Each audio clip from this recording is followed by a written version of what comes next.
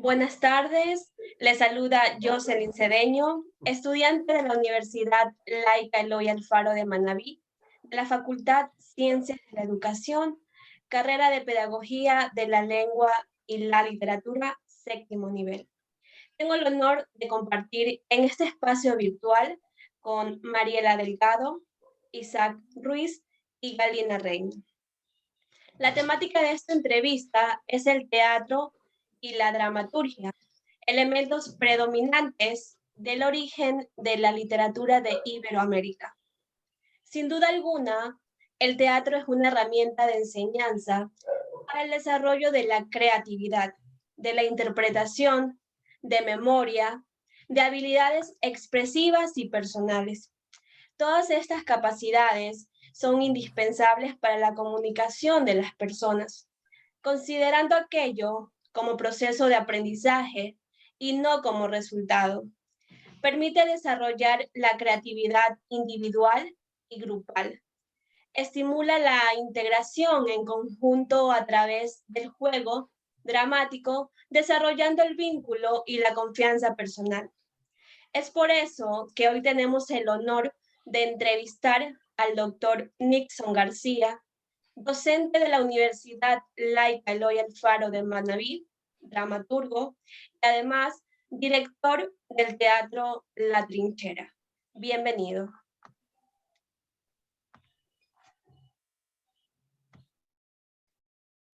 Muy bien, estimados estudiantes, es un placer para mí compartir esta conversación con ustedes y les felicito por la iniciativa y por supuesto estoy a la orden para aportar modestamente con sus inquietudes y todo lo que deseen conocer temáticamente sobre el teatro. Así que estoy a la orden para contestar sus preguntas.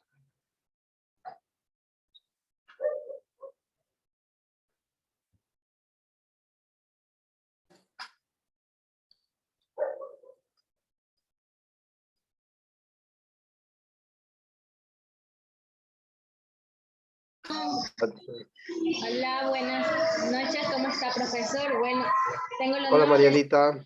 que le haga la pregunta, entonces voy a iniciar.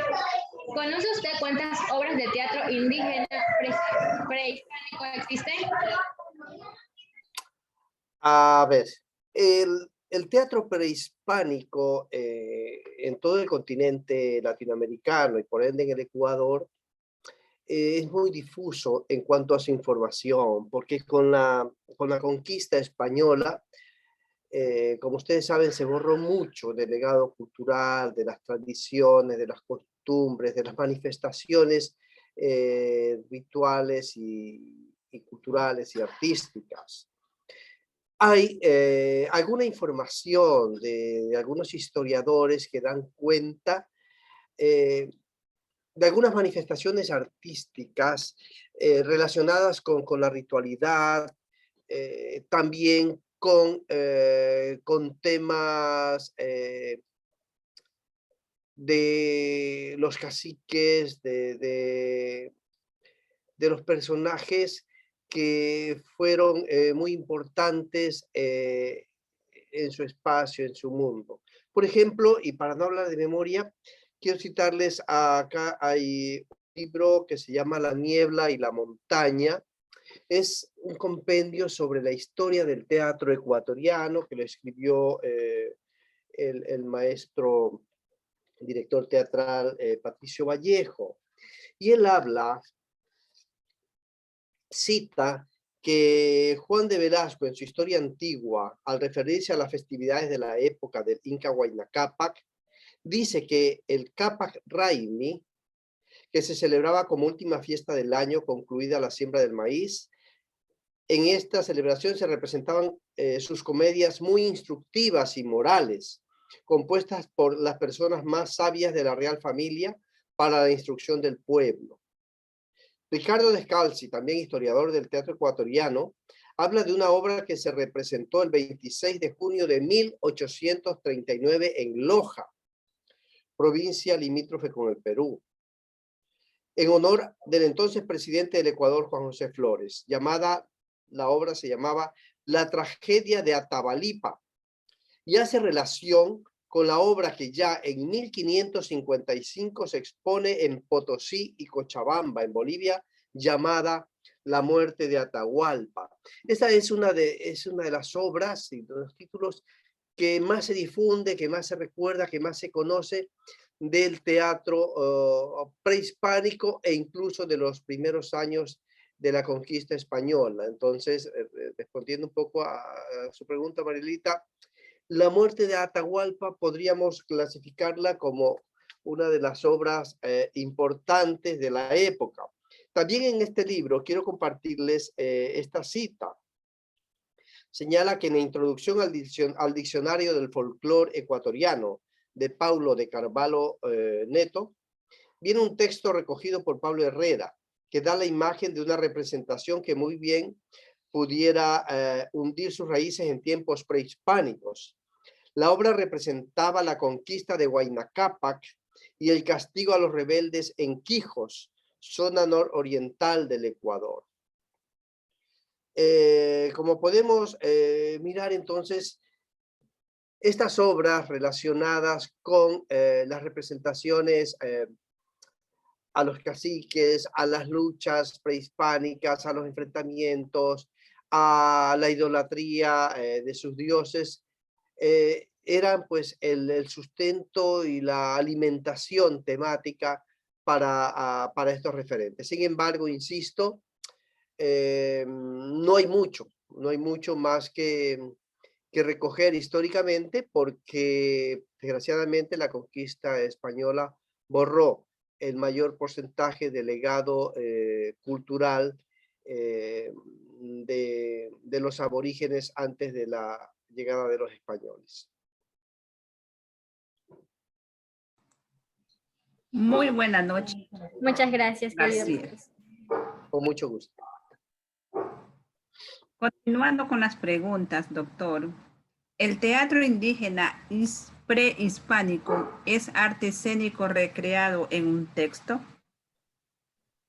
No precisamente. Como dije hace un momento, el arte, las representaciones teatrales prehispánicas se sustentaban en la tradición, en la relación con los dioses, en el culto a los caciques, a las grandes gestas de las guerras entre aborígenes, entre pueblos, de tribus, de tal manera que no existía un texto que recoja esa experiencia, aunque ahora que habla de esto, me acuerdo que acá en este mismo libro del que les hablaba, hay una cita que señala que Pedro Enríquez Ureña, en su Utopía de América, así se llama el libro, quien asegura que el arte dramático indígena no se limitó a cantos, danzas y pantomimas en Perú y México. Había existido también la representación dramática, es decir, el teatro hablado. Las noticias, sin embargo, son tardías, incompletas, pero el hecho es indiscutible. Es decir, hay historiadores que dan cuenta de que pudo haber existido algún texto, algún diálogo previamente aprendido. Sin embargo, desconozco si hay el documento escrito que certifique aquello. Más allá de esto, entonces, se sustenta en la tradición oral, en los rituales, en las costumbres, en esa herencia, en ese legado que va de generación en generación a través de la oralidad. Gracias, doctor. Con gusto. Buenas noches, estimado docente. Es un gusto para mí saludarlo. Bueno, continuando con las preguntas, ¿considera usted que en las culturas indígenas prehispánicas el cuerpo expresivo y creativo en danza, música y poesía era la herramienta fundamental de los hombres? Para la danza, para el teatro, fundamentalmente, el cuerpo es el instrumento de expresión. Eso desde los principios históricos de la danza y del teatro. Recordemos que en el siglo VI antes de Cristo, cuando se considera que nace el teatro, allá en la antigua Grecia, nace de la danza, del movimiento corporal, de los rituales en donde el cuerpo expresaba esa celebración. Es decir, que antes de la comunicación oral, es el cuerpo el instrumento de comunicación y de representación artística. De tal manera que en los referentes históricos del Ecuador, de Latinoamérica, se dan estas mismas manifestaciones. El cuerpo es el instrumento representativo de ritual de una celebración a través de la danza, a través del teatro. El texto llega después, mucho después. Entonces, hay que tener en cuenta aquello, pero y también considerar que el cuerpo como manifestación humana es eso, nada más que eso, sin que influya ningún prejuicio, ningún pudor, ni mucho menos. Es esa manifestación pura, diáfana y natural del cuerpo manifestando un sentimiento, un ritual, una celebración. Y como tal, reitero, fue en la antigüedad y sigue siendo en el presente el cuerpo, el instrumento a través del cual el teatro y la danza se manifiestan. Ahora, por supuesto, acompañado de la oralidad, del texto, de los diálogos, aunque también existen en estos tiempos y ha existido siempre el teatro, por ejemplo, gestual, en donde no necesitas decir nada, en donde el movimiento y la expresión del cuerpo comunica sentimientos, comunica emociones. Eso es.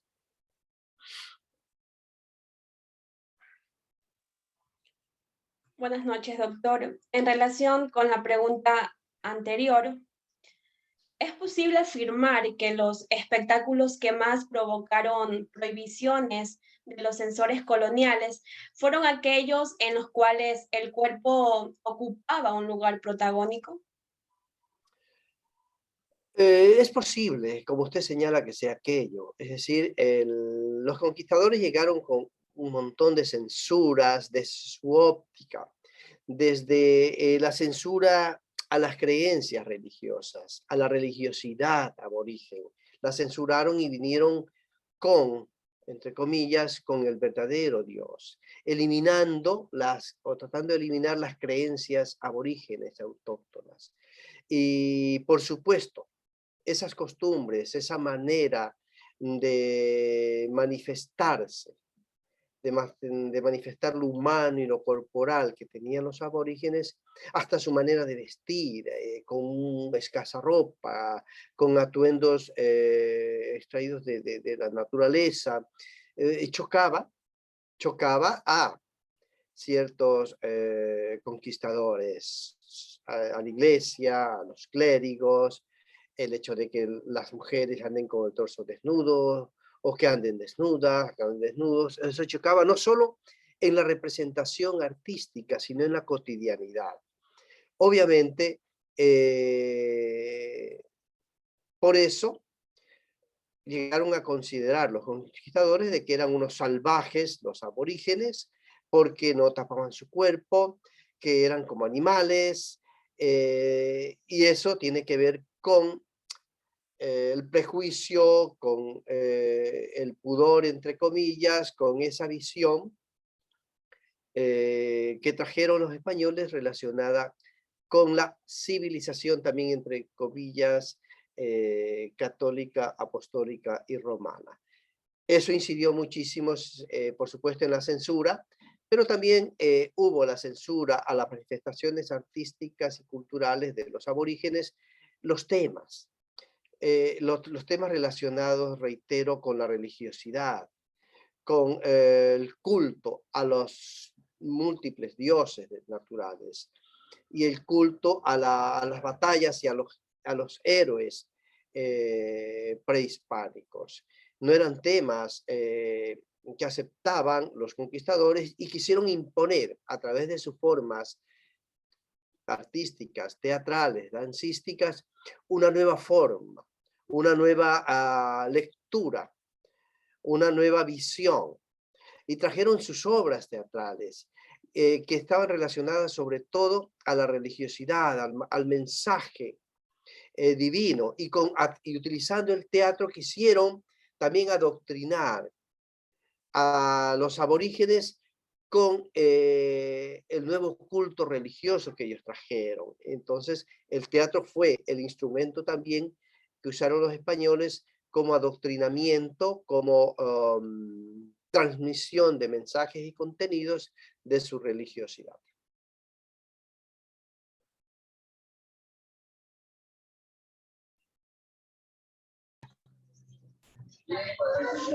Continuando con la pregunta número 5, ¿conoce usted alguna obra de las diferentes civilizaciones? A ver, Marielita, cuando tú me preguntas si conozco algunas obras de las diferentes civilizaciones, no logro comprenderlo muy bien si te refieres a obras de prehispánicas o a obras a partir de la conquista, de la colonia, obras contemporáneas. ¿Podrías explicarme mejor?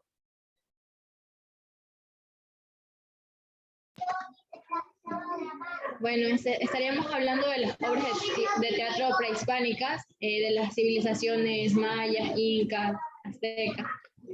Bueno, les mencioné hace un momento las obras, por ejemplo, La muerte de Atahualpa, que fue fue una de las obras más difundidas, más conocidas en la prehispanidad. Y los aborígenes no solo en el Ecuador, se habla de que en Perú, en actualmente Perú, en Bolivia, en toda la parte andina, en todo el Tahuantinsuyo, se celebraba este ritual teatral o esta teatralidad. Y es, por supuesto, la obra más conocida, La muerte de Atahualpa. Y también le señalaba que esa obra incluso se seguía representando siglos después. Acá en el Ecuador le señalaba de que hubo esta versión llamada La muerte de Atahualpa, que fue en el siglo XVIII, en el siglo XVIII, XIX se seguía representando. Hay en otras culturas prehispánicas, por supuesto, hay manifestaciones que tienen que ver con el teatro prehispánico, pero también no son muy conocidas, pertenecen a esa hipótesis de lo que ocurrió. ¿Y en qué se basan esas hipótesis? En figuras, por ejemplo, encuentran figuras en imágenes de cerámicas, etcétera, donde se encuentran esas manifestaciones de teatralidad, pero a partir de eso tratan de interpretar, de deducir, de sacar hipótesis sobre lo que pudo haber sido esas teatralidades. Sin embargo, insisto, pertenecen a ese mundo, al mundo de la hipótesis, y hay muy pocas versiones de que esos relatos existieron como tales. Obedecen a eso, a las hipótesis, y quizá a algunos que otros comentarios de los cronistas que señalan de estas celebraciones. Lo que sí es cierto es que en el Incario se daba mucho. En todo el Tahuantinsuyo se daba mucho estas celebraciones, que era una manera de tributar homenaje al Inca y a los dioses prehispánicos. Pues eso es lo que podría decir en cuanto a tu pregunta. Hay otra también, otra obra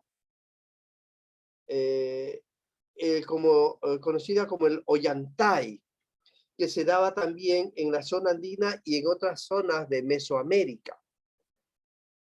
Es otra obra prehispánica muy conocida, reconocida, y que ha tenido como un referente estos comentarios y estos relatos de los cronistas españoles. Es a mi conocimiento, son a mi conocimiento las obras más, más difundidas y tal vez más comentadas por los cronistas, que son entonces La muerte de Atahualpa y Ollantay.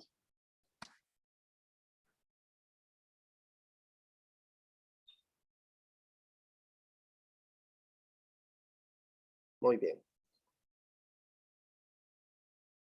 ¿Algo más, chicos, chicas? Sí, doctor. ¿Considera usted que el teatro iberoamericano pretende representar de alguna manera la realidad de la sociedad? Por supuesto, el teatro iberoamericano, así como el teatro de muchos países, se caracteriza por representar su realidad histórica, su realidad social, y no solo en Iberoamérica. Desde el mismo nacimiento del teatro, de las tragedias griegas, 5 siglos antes de Cristo, se manifestaban estas obras como parte de su realidad, de sus mitos, de sus culturas. En la Edad Media, el teatro fue tomado por la Iglesia Católica Romana y trataba de representar el pensamiento de la Edad Media, aunque también habían trovadores, juglares, populares, que hacían lo que se conocía como un teatro profano, es decir, alejado de la creencia religiosa. En el siglo XIX, el teatro, en Europa sobre todo, denunciaba la realidad de su tiempo. Por ejemplo, Enrique Ibsen, en su obra, entre otras, entre La Casa de Muñecas, denunció el machismo que era objeto o que se parecía muchísimo en el siglo XIX y que aún tenemos rezagos. Luego de la Segunda Guerra Mundial, los artistas hacían obras de teatro para denunciar la barbarie humana de matarse unos a otros, creando guerras. Entonces es un teatro político y social comprometido con su momento histórico. En el caso del teatro iberoamericano, la temática se sustenta, por un lado, en la lucha independentista de los pueblos iberoamericanos, también en la lucha de poder, por ejemplo, en temas relacionados con los indígenas, la explotación de los indígenas, y hay obras que hablan de aquello. Para citar algo, en el Ecuador, Huasipungo, que es una novela, pero que ha sido llevada al teatro, ¿verdad? Esta obra está relacionada con la explotación indígena. El teatro contemporáneo iberoamericano está muy relacionado con la temática también popular iberoamericana. Y se nutre de la tradición. Los grupos de teatro, los teatristas contemporáneos se nutren o nos nutrimos mucho de ese legado cultural, histórico, y podemos poner en la escena obras que tienen que ver con, reitero, con la explotación de los indígenas, con la explotación de los obreros, con hechos históricos como la masacre de Astra en el Ecuador, como la conquista española, como la lucha independentista, etcétera. Son todos temas que abonan en la producción artística y en las obras de teatro desde todos estos tiempos, sí.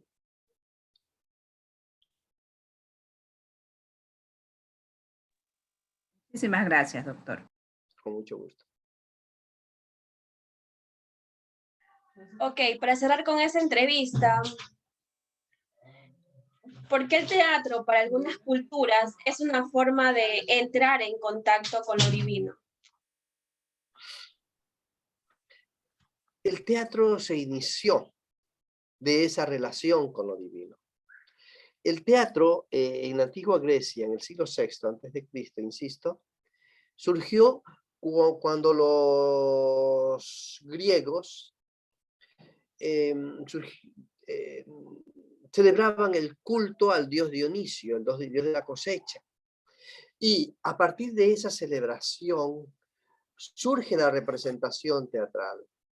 El coro griego que andaba en las comparsas y en las celebraciones, evocando al personaje, las bondades del personaje Dionisio, de pronto de ese coro surgió Tespis, que era un corifeo, un miembro del coro, y asumió el rol de Dionisio, y representó a Dionisio, y al hacer esa representación, se transformó en un actor, y al ser un actor, entonces, hace una representación teatral, y ahí surge el teatro de ese ritual. Y desde entonces, el teatro griego, las tragedias griegas, son esas representaciones entre los dioses griegos con los humanos, ese enfrentamiento trágico entre los dioses griegos y los humanos. Luego, como les decía hace un rato, en la Edad Media, la Iglesia Católica Romana se apoderó del teatro para hacer representaciones religiosas y transmitía a la población, que era, por supuesto, en gran medida y en su mayor porcentaje analfabetos, transmitía a través de esas representaciones teatrales temas religiosos, el nacimiento, el Vía Crucis, la muerte de Jesucristo, etcétera, etcétera. Fue usado también con estos productos. Obviamente, a partir del Renacimiento, en el siglo XV, el teatro se aparta de esa manifestación religiosa y busca temas humanos, problemáticas humanas, conflictos sociales humanos. Sin embargo, el teatro sigue teniendo ese soporte, decimos como de una religiosidad, pero no religiosidad pagana, no dentro de la formalidad del culto religioso, sino tiene su propia religiosidad, su propio culto, que es una manera de que el público, así como el público va a una iglesia a ser partícipe de un culto religioso, va al teatro y es partícipe de un culto artístico, de un culto, de ese ritual del teatro. Y sigue teniendo, pero por sobre todo, esos inicios históricos, el teatro es un hecho humano. Es un hecho humano. Fue creado por humanos y habla de temas y conflictos humanos, conflictos políticos, conflictos sociales, conflictos familiares, etcétera. Todo esto, este tema, todas estas temáticas nutren el teatro y su sustento es el hecho humano. Por eso se ha dicho de que el teatro no va a desaparecer nunca, porque se sustenta en los seres humanos, en las vivencias humanas, en los conflictos humanos. Son su soporte y siempre es esa manera de encontrarse la humanidad, las personas con su yo, con su vida, con sus conflictos encontrados allá en el escenario, no para entrar en esa catarsis que hablaba Aristóteles en la antigua Grecia, en donde llegan las personas, entran en catarsis y lloran y padecen las vivencias que hay en el escenario y luego salen como aliviados a decir, ya dejé mis penas allá. No, sino también, como señala Bertolt Brecht, este dramaturgo alemán de los más importantes del siglo XX, que el teatro es también y por sobre todo un recurso para pensar, para reflexionar, para abrir los ojos a la gente sobre su realidad, sobre el mundo en que vive y sobre su responsabilidad social y humana. Es lo que puedo decirte, yo.